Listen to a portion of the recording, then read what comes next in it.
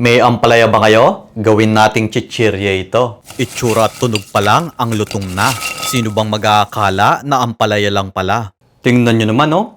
Parang hindi ampalaya ang itsura.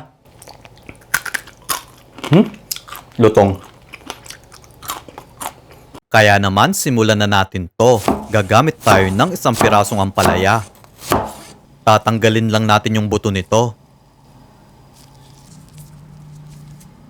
Tapos, lalamasin natin ng asin. Then, ibabad natin sa tubig ng kalahating oras. Gagamit tayo ng isang tasang harina, cornstarch, 4 na kutsarang breading mix, 1 kutsaritang paminta at asin pampalasa. Next, balutan natin ng breading yung ampalaya.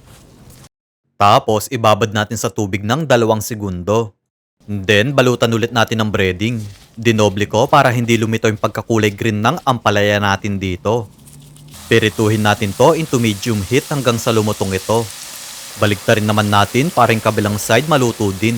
So, okay na to. O, diba? Ang ganda ng pagkakapirito natin dito. Tapos, budburan natin ng cheese powder. Malutong na tapos ma-cheese pa. Tingnan nyo naman oh. Parang hindi ampalaya ang itsura. Lutong.